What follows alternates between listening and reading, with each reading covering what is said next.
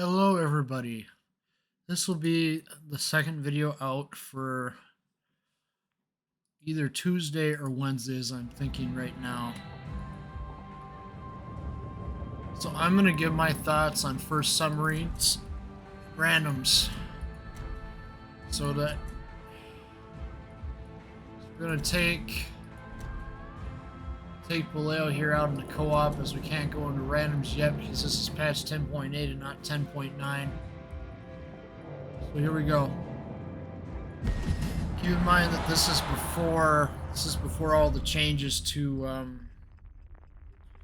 submarines, which will come in 10.9, such as individually launched torpedoes, Germans being longer ranged, more damage, Americans being shorter ranged, average damage, that sort of a thing. So here we go. So submarines and randoms, what do I think? I think it's a mixed bag. I feel like we're going to have an adjustment period of some time. We're going to see veteran players leave the game because they don't like that pure gun duels are going away, that they're going to have to deal with submarines, which is understandable. Battle starts. So turn that down a little bit so my voice isn't overshadowed by the game volume. But submarines, what is the current trajectory? I would say that submarines are going to be coming to the game fully by the end of this year or the start of next year. Early access may be as little as a month. It's not going to be longer than that because they're going to want to get these submarines off the ground and running in the game. According to Fem and Emily, on one of her live streams, she said that the original launch date was going to be December of 2019. So obviously they've held off for a little while, which is good. They've taken more time to test submarines versus carriers. But the thing that concerns me is that in the dev blog itself, we have an estimated percentage that they want 4 to 8% of players at tier 10 playing submarines. So that is what it is, you know? Honestly, you can't. They are a business at the end of the day, and they're going to do that. They're going to have their little metrics and targets. But even I am skeptical. I am skeptic on that. I don't think they're going to get that high initially. I think we're going to see a period of time where submarines are much lower. I would say perhaps maybe they can get up to that 4%, but I don't think that 8% is going to happen. I think there's going to be another marketing campaign with the submarines. I expect a big marketing campaign for the submarines coming into the game. This could either come when they officially release, or it could come right now while they're going on and testing in randoms. Expect it. I just have a feeling. I have a good feeling that that's going to happen, whether we like it or not. So one of the drawbacks of submarines, of course, is that your targets are sank before you can even get your torpedoes off at them. So even with my fast torpedoes here, I still didn't sink that ship in time. So now I got a battleship. So I want to just say that submarines are not going to be op. There's ways to counter them, obviously, but the one annoying thing is that when you're playing a submarine, you're probably going to wear down a player's DCP, damage control party, by continually pinging a target. That's definitely going to be a concern. Another one, of course, is just people having to adjust to subs in general if they haven't been testing them out, like I have here in the co-op and in some ranked, but mostly in co-op. Obviously, one of the biggest things you're going to have to deal with is having to adjust for sub versus sub combat, as it's going to be hard if you're a submarine anyway. It's not going to be easy. See that my torpedoes just went right through and they didn't even hit the enemy Vallejo. That's still going to be a concern for many of us playing the submarines. I'm going to give submarines a try, and I'm going to try to keep an open mind. about them, but I'm not going to say that I'm happy that they're coming into randoms by any means. I think it was a little too soon to be sticking them in randoms. If you want my perspective on that. I feel like there should have been another patch of testing. But it seems like Wargaming is really just rushing these tests. They're going one after the other after the other. They're really trying to push for a New Year's release, I think. Of course, it's speculation. All this is subject to change. You know the rest. Our victory is in sight. So obviously one of the biggest annoyances to people who are going to be playing, to everybody else that's not playing subs, is going to be the pinging wearing down the damage control party. That's going to be the biggest annoyance. And I think that subs shouldn't be going into randoms already, but it's going to happen. So I, of course, am probably going to record a video or do a live stream of when I first test out subs and randoms, as that's going to be an interesting topic. That's not the only topic of this video. I'm covering GK as well, because GK is going to be undergoing changes as well. So here we go. We're going to take GK out into a co-op. Okay, I'm going to pull up the stats of that replacement Prusen. I'm doing this now because I haven't seen any new dev blogs right now in the present on Monday when I'm recording this. Obviously, if there's new dev blogs, I'll cover them. I'm expecting that we're going to see one on super ships pretty soon. Within this week or next week.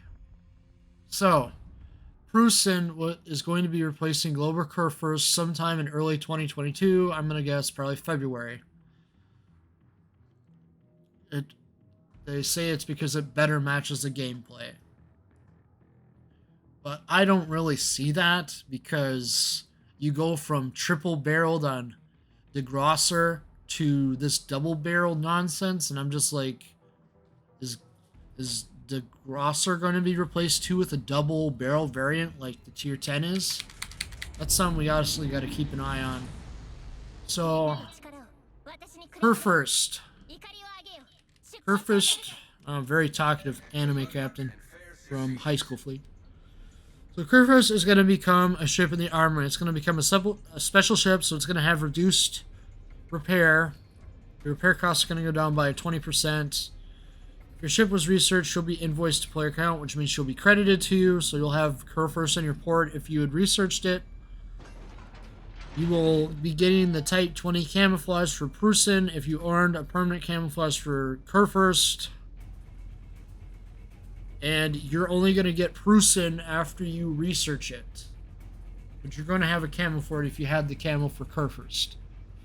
So Prusen stats, we have 105,800 for survivability.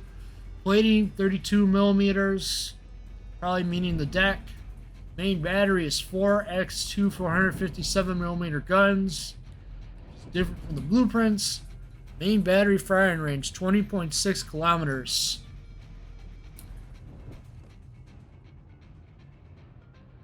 It's interesting. And maximum high explosive shell damage 5,450, pretty high. HE armor penetration capacity 114 millimeters. Chances of high explosive shell causing fire on target 45%. Initial high explosive shell velocity 810 meters per second. Maximum armor piercing shell damage is 15,000. Initial AP shell velocity 810 meters per second. Reload time 24 seconds, which is impressive.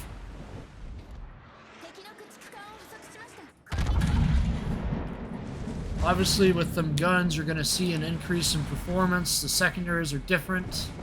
They're closer to Hanovers. So that's going to be interesting. I wonder why we're having a push to replace Tier 10 ships, as Khabarovsk is having the same thing. It's getting Delani. So yeah, it's really It's really different, isn't it? I think it's not an overall negative change. I mean, you're still going to get that camo credited. You're just going to have to regrind the line if you actually want the new tier 10. That's the only downside, really, that I can see off the top of my head. It's going to be interesting to see if they replace more ships. I honestly wonder if they're going to take Yamato out of the rotation, replace it with a different ship. I honestly do. Because you could make the argument to make Yamato a unique ship because it has historical value. I hope that they don't do that. There's always the chance they could do that. As for other lines, I can't really think of any other lines besides the French, which other YouTubers like Sailor Moon have commented on before. Makes sense to replace it with the 4-gun 4x4 380 arrangement. A lot of us at the time when French battleships were introduced thought that that was going to come in some form, but it never did. Would I be surprised if that happened? No, I wouldn't. It's really up in the air whether we're going to see more ships get replaced, but honestly I wouldn't be surprised if it happens. We're switching over to these higher caliber shells, I believe, to make it more competitive, but I'm going to go a step further and say perhaps they're setting us up for a future tier 11 here, because the gun arrangement on this new ship Prusen is 457 millimeters. The next logical progression would be 483 millimeters, such as on Hanover. If you think about it, it makes sense. Do I want to see tier 11? Probably not, because all your tier 10s suddenly become really not worth it if you have tier 11. And plus there's the fact that they're going to have to find a tier 11 for every line. So I'm not going to say it's coming for sure, but honestly, when you have changes such as homing mechanics, you honestly can think, what else homes in on a target? Missiles. Honestly, I don't know at this point. We're just going to have to keep an eye on dev blogs and see if there's any hints as to tier 11. If tier 11 happens in a year or two's time, I wouldn't be surprised. If it never comes to be, all the better. Tier 11 is going to throw off the balance of the game by a lot, because they're going to have to find new tier 10s for every line. And that's a lot of tier 11s we're talking about there. We have talk of super ships. I hope super ships doesn't mean tier 11, honestly. If it does, we're really going to be dealing with a lot of annoyance. I'm not saying for sure it's going to happen, but one gets a little suspicious when you have super ships thrown into the mix. That's just how I think about it. Let's finish off with the stats, as I kind of got cut off by the battle. So Prusen's other stats. So we left off on armor piercing. So the chance of high explosive shell causing fire, 45%. Maximum AP shell damage, 15,000. Secondary armament, 4x.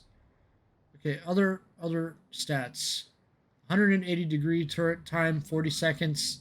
Maximum dispersion, 266 meters. Sigma 1.8.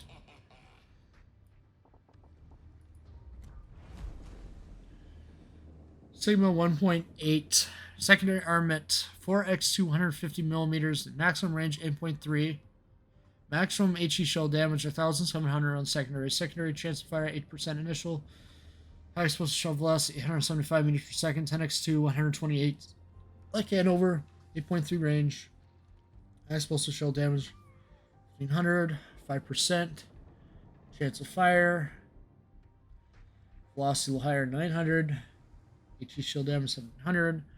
AA aura goes out to 4 kilometers for mid-range. Long range goes out to 6 kilometers. It's pretty decent. Maximum speed 30 knots. Turning circle radius 1,050 meters. Okay, let's go back to Curvers. Let's see what does it tell me here? So they're matching Curvers there. Matching Curvers there. Did I turn on the enhanced, turning them on? Yep, so the rudder shift time is probably similar to Curve First. 19.4 seconds. Detectability by sea, 18.2 kilometers. Detectability by air is 14.9. Detectability after firing main guns and smoke, 19.4 kilometers. Available equipment: damage control party, repair party, fighter, spotting aircraft, hydroacoustic search. All stats are listed without crew and upgrade modifications, but with best modifiers, but the best with the best available mods. Stats are subject to change during testing. In early 2022, person will replace Kerfurs in a tech tree, because I think it's better fitting with the line. And they're saying it's a special ship. You're going to get the special camouflage from the new Tier 10. Not much else to say, but I got it all covered for you all. I hope this was informative, and like I said, I'm trying to condense these videos. I'm trying to get everything covered without making separate videos for every single thing. So this covers my thoughts.